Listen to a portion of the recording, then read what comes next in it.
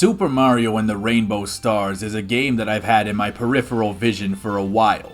I don't actually remember where I first heard of it, but it caught my attention for a number of reasons. Just by looking at it for a second, I could tell that this was in a different league. This is a 2D Mario game built from the ground up in the Unity engine, so it's not a ROM hack of an existing title. Doing it that way, I assume, is tougher because you gotta start from scratch, but at the same time, it also gives you a lot more freedom to take the game in whatever direction you want and add whatever you think of without having to worry about the N64 tapping out. Currently, this game is only available in demo form as far as I can tell, with the first world playable from beginning to end, but if this is any indication of the direction the rest of the game will take, I'd say I'm pretty excited to see where it goes from here. In fact, I'm more than a little excited. This is the bomb, Mr. White.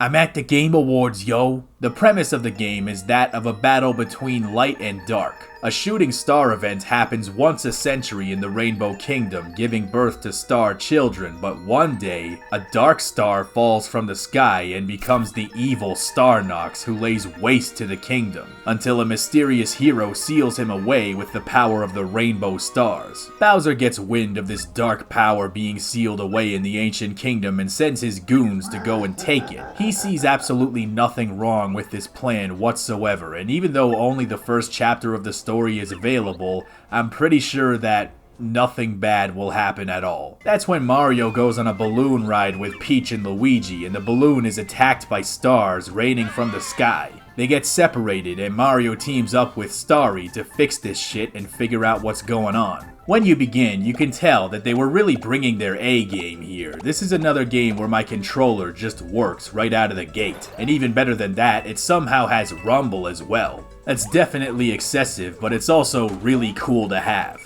And the controls feel incredible, especially considering the mechanical robustness of the game. This could stand alongside official games with respect to simply how good it feels. Mario has a surprising amount of mechanical versatility. You have the triple jump, the wall jump, ground pound, and even this little side flip from the 3D titles. That's just cool, you never see that. You can also use Starry as a projectile, which is awesome. It's cool that you always have a projectile. One thing I absolutely love about the game is the difficulty. It definitely feels weird to say that 2D Mario games are hard, but I mean, yeah, by modern gamer standards, those are some pretty brutal pieces of software. I mean, how am I supposed to know where all the secret 1-ups are when you don't even have a minimap and a bunch of markers and shit? You really expect me to find them myself and put effort into the game? What is this, North Korea? I think for me, the thing that really fucks me off in the mainline games is one-hit kills and the fact that you lose power-ups after you get hit. So if you need the power-up to find some secret or fight some guy, getting hit once immediately screws you over. This game takes a different approach. Mario gets a health bar with 3 hits, and if you have a power-up, getting hit will have no bearing on it whatsoever. I don't know if the average Mario man will agree with me on this or not, but I kinda like this better. When you make a game less punishing on that level, I think it gives you more freedom to make more complex challenges because you know the punishment for failure isn't just an instant fuck you.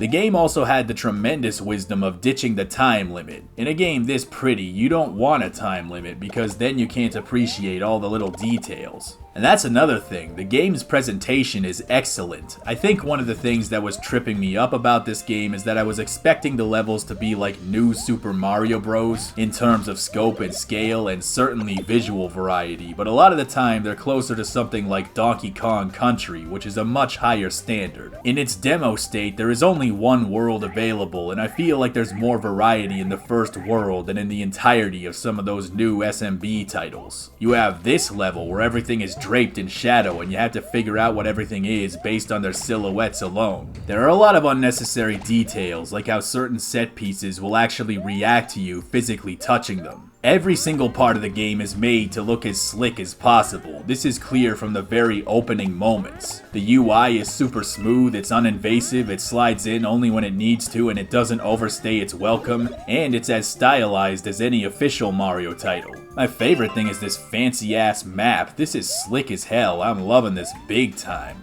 You have all these 2D sprites walking around this pixelated 3D map, kinda reminiscent of the DS era Pokemon games, but at a higher resolution than 192p or whatever it is. I love how interactable it is too. Walking around this map is almost as fun as playing the real game. There are little guys jumping around, there's platforming, secret collectibles, blocks to hit. It's great. It reminds me of the map from Super Mario 3D World. The game's soundtrack is a mix of tunes lifted from existing Mario games and non-Mario games and original compositions by one of the game's composers, and much like Shy Guy Surfing, the game actually tells you which song is playing and where it's from or who made it.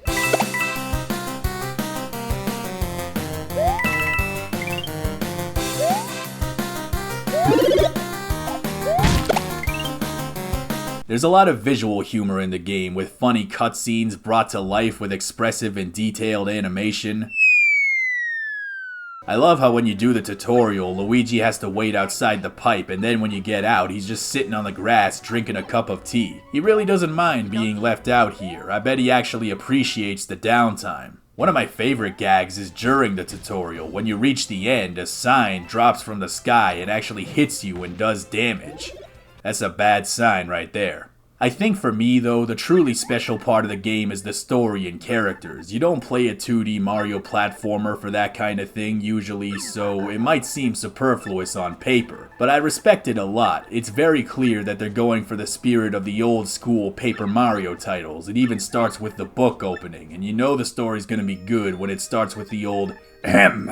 Today, you have the races that are common to Mario canon being brought to life with completely unique looks and personalities, and I just love the dynamic between Bowser's top trio. Goom Booter, the hot-headed Goomba looking for a raise, Voltom, the strong silent Babam, and Taboo, the mischievous bow-tie wearing ass bitch-ass Boo. They have some wit to them, they have some charm, they don't talk like Mario characters with mandated gameplay relevant dialogue, they talk like the writers actually cared. And if you're familiar with the Paper Mario games, you're gonna recognize that style of writing, that offbeat, slightly cynical undertone that's never so aggressive that it makes you depressed, but also not so toothless that you don't care. They even take it all the way by making you play as the bad guys for a short time during the intermission. That was truly unexpected. I don't know how long this game was in development, but not counting the TTYD remake, it's been a long time since we got a Paper Mario game in that old style. So even just from that perspective, it's very much appreciated. Whether you like the way the game feels to play, the way it looks and sounds, or you want to see where the story is going next, Mario and the Rainbow Stars is a game to look forward to. It's ambitious, it's easy on the eyes and ears, and it's a huge love letter to that old school Paper Mario, and Mario in general. That's a wrap for today, but don't forget to come back tomorrow. But I warn you, it's gonna get real saucy, you know, it's a real spaghetti sauce type game.